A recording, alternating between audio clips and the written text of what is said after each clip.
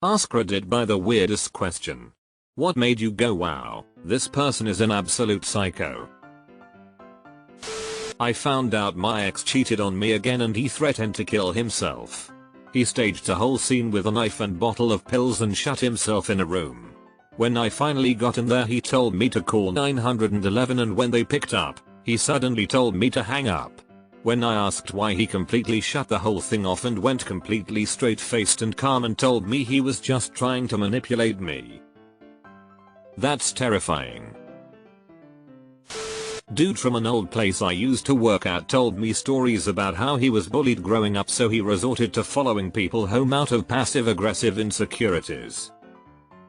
While I'm empathetic towards his experience growing up, his actions in his adult years have been borderline criminal to stalking levels. He was also a huge kiss ass that stabbed you in the back once he got chummy with upper management. He didn't last long. Sounds like someone I knew. Good riddance.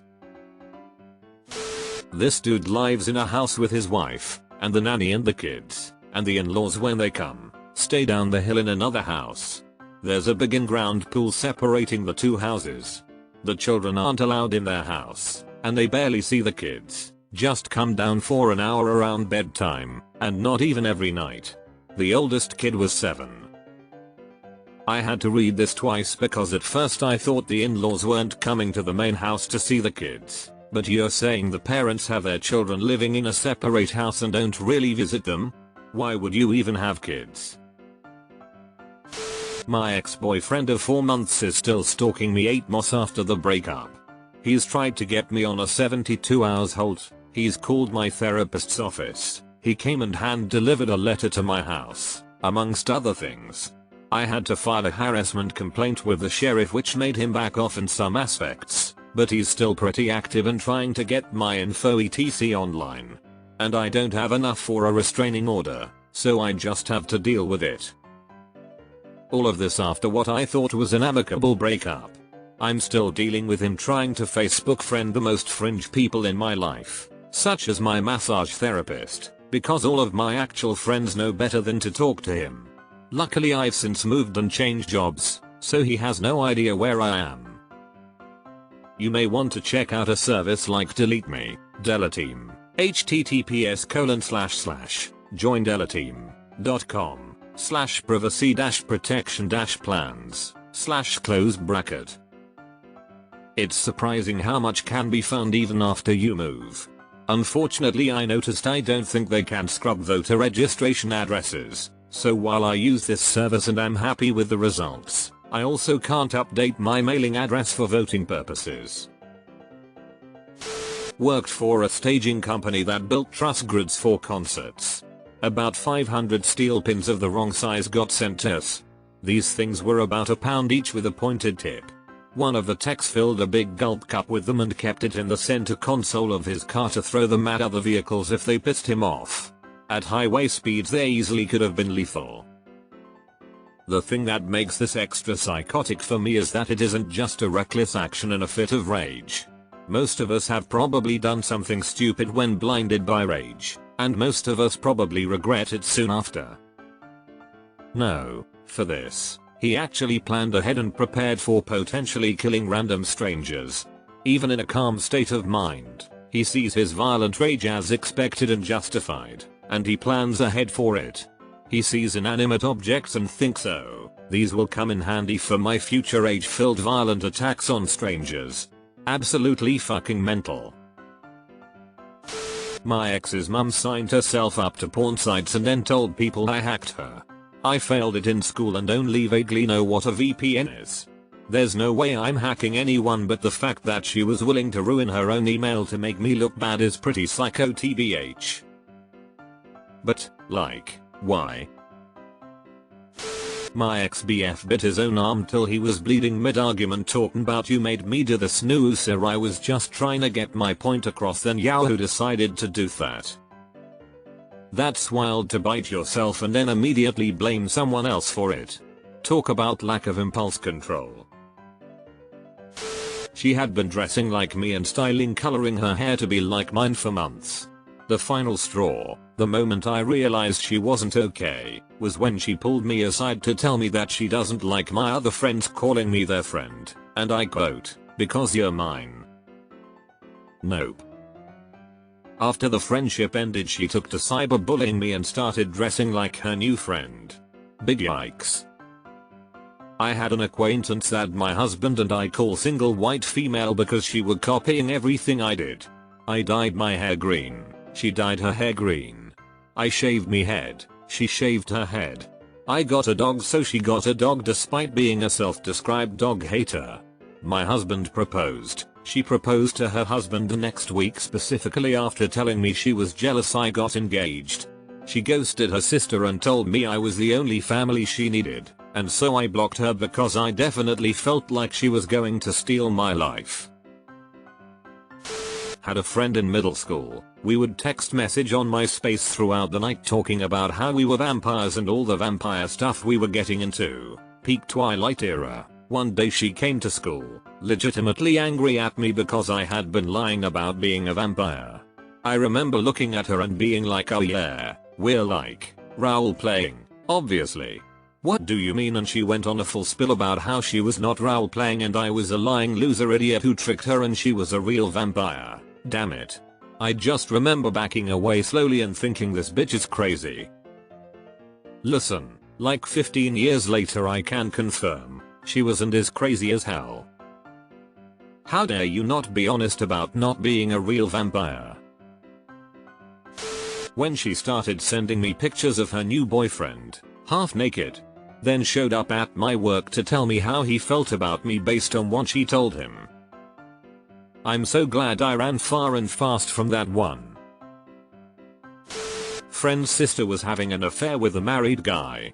When she found out he wasn't going to leave his wife for her, she got drunk, drove to his house where his wife was, beeped her car horn for ages until he and wife came out, and started trying to fight his wife. Not him, his wife. His wife being in her 60s and she being 30 BTW. Had an inkling she wasn't a great person, but finding out about the affair and this was a big "yeah you're right something ain't right" moment.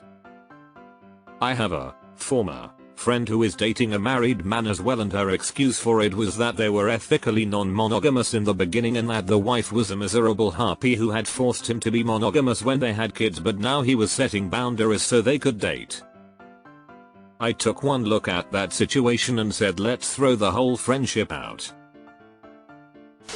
Told my bestie I was getting a matching memorial tattoo with my sibling, in order to remember my brother who was killed by a drunk driver. She was offended I wasn't getting my first tattoo with her and tried to pitch matching bestie tats next.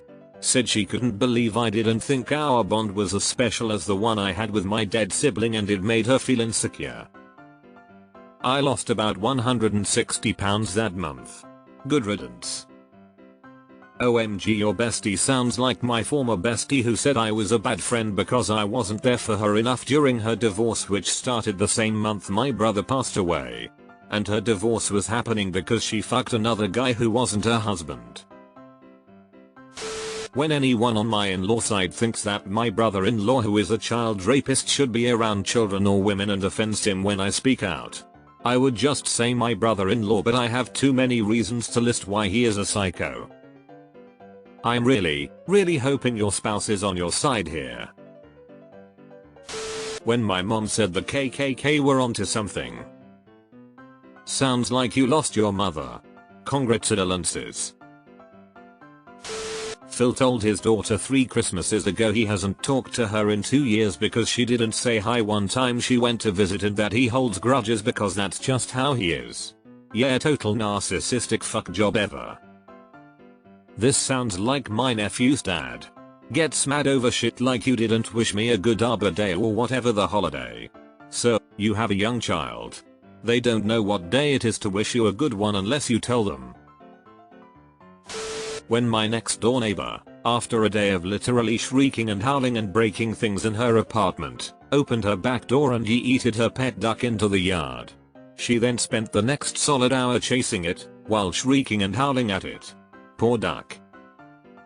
When the duck asks if you have any grapes one too many times. When I taught 6th grade, during the first week a kid broke one of my coffee mugs, cut their hands, and then proceeded to wipe blood all over my classroom. Perhaps the scariest part was the other kids in the class seemed unfazed as I escorted them out of the room while admin tried to stop him. He's about 18 now, and I hope he's okay and got help. Yeah, those kids have seen lots of BS in the classroom. Deleted. My now former next door neighbor has Capgras syndrome, but for furniture and other household objects. He accused me of hacking his security cameras because he couldn't see who was swapping them out for identical looking but inferior copies.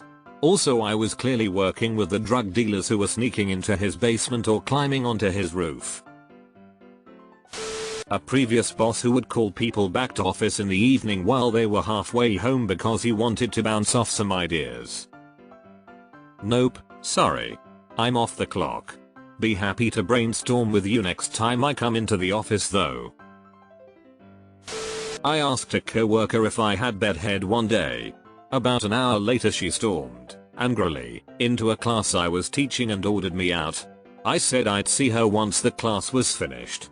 Once we met, we had one of the most baffling, extremely touchy chats ever, about how I knew what I was doing, asking that. I didn't know what she was on about. She was literally spitting with anger.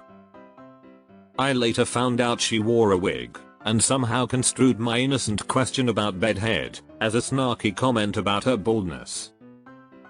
Note to everyone here, not everyone notices things about you. Sorry to break it to you, but they probably aren't all sitting around plotting ingenious ways to make fun of things like this.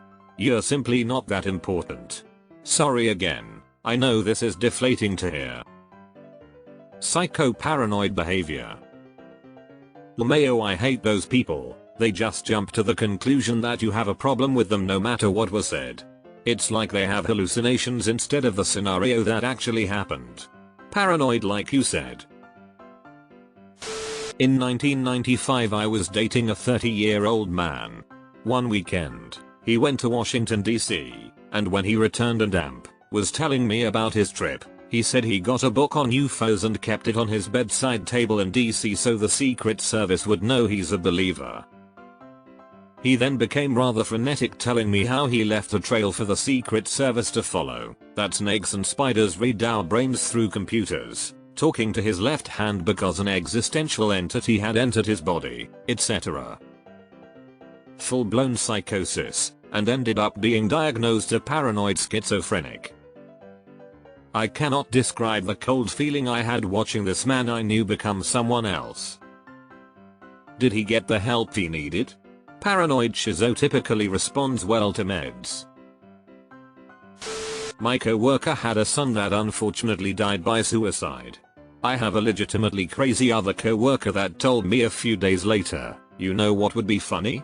It would be funny if we somehow hung some shoes up in the bathroom and make it look like someone hanged themselves.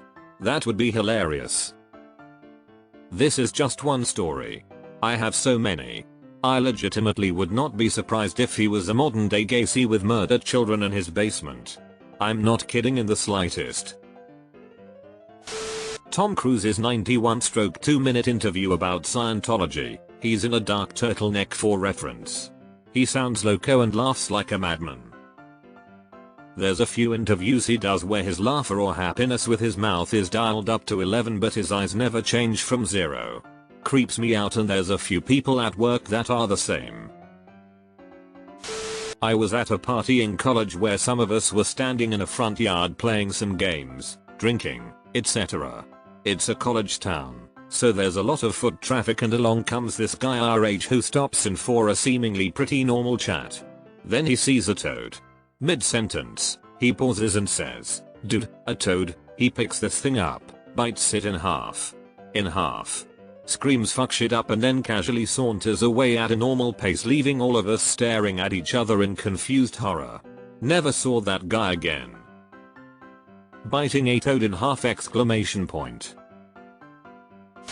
It's Christmas Day 2023 as I post this. My wife and I have both come down with the flu and are bedridden. I'm feeling slightly better than her, so I sucked it up and went to the pharmacy for some prescribed Tamiflu. We were having the holiday at our house but decided to cancel due to illness.